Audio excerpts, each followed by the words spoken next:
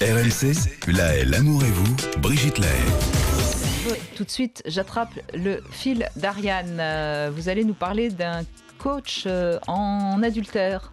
Oui, vous savez, c'est très mode. Ça va vous plaire, François Saint-Père. Un coach sportif, tout le monde connaît. Un coach en séduction, c'est arrivé un peu ces dernières années. Et là, je viens de découvrir le coach en adultère. Alors, ce n'est pas en France que ça se passe, mais en Angleterre. Elle s'appelle Louise van der Velde. Elle est initialement thérapeute de couple et sexologue.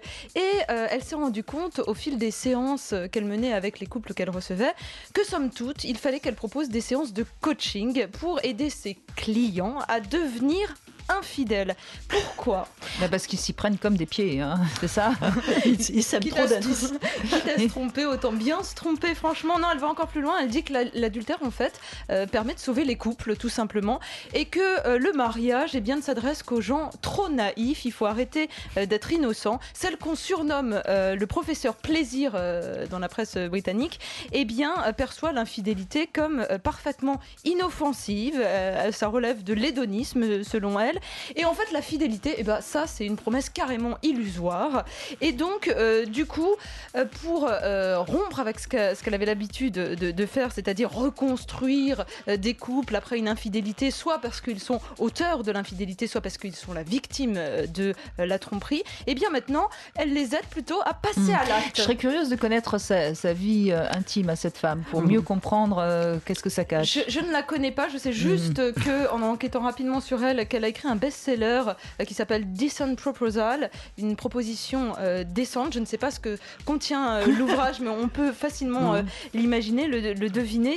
En tous les cas, ça plaît beaucoup là-bas en Angleterre parce que vous avez une clientèle qui va du banquier au médecin, en passant par le professeur d'université. Vous avez des célébrités qui viennent la consulter et que, en fait, l'idée de créer des VIP sex parties, ce ne sont pas des orgies qu'elle propose, mais plutôt un moment où vont se réunir ces patients entre eux pour partager leur expérience d'infidèles et comment ils ont réussi comme ça à sauver leur couple en assumant en fait le fait d'être infidèle. Non, moi je crois qu'on aura fait un grand pas quand on n'assimilera plus la fidélité et l'exclusivité sexuelle. Moi je suis très fidèle mais pas exclusive, très fidèle à tous les hommes que j'aime. Mais je crois, moi encore une fois j'ai une certaine neutralité par rapport à ces questions de fidélité, d'infidélité comme on le sait. Je crois pas qu'on puisse quand même nier ce que représente la souffrance d'un adultère. Alors après, on peut en effet se mettre d'accord dans un couple pour qu'il y ait des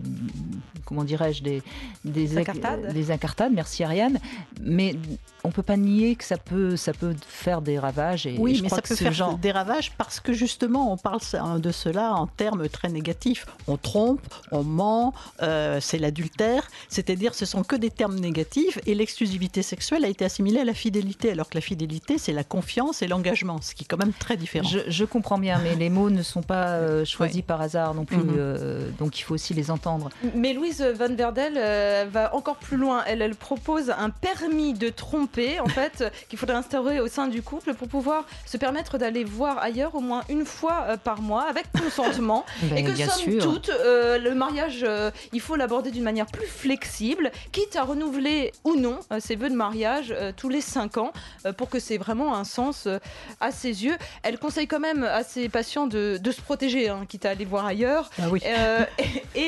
Elle ne conseille quand même pas à 100% de sa clientèle de se tromper. Ça ne marche quand même pas systématiquement pour tout le monde non plus. Voilà. Ce qui m'étonne, c'est qu'il faille un coach pour ce genre de choses, alors que ça existe depuis que le monde est monde. Oui, pour déculpabiliser. Et qu'il y a des sites réservés, comme Glidden par exemple. Mais comme le disait Ariane au début, des coachs maintenant, on va les trouver il y a des partout. coachs pour tout. Même pour faire son menu ce soir, il faut appeler son coach. Oui, c'est terrible François ça. Saint-Père. Quand on ne soit plus capable de faire quoi que ce soit par soi-même. Oui. Un coach de vie, on va finir par avoir toujours quelqu'un à vivre. côté de soi pour pouvoir vivre, respirer, manger. Non mais c'est horrible la vie qu'on nous propose, des coachs partout et puis des interdits partout. Oui, voilà, des coachs et puis de la sécurité tout en nous disant liberté. Enfin, je trouve qu'on est dans une vie oxymorique. Merci Ariane.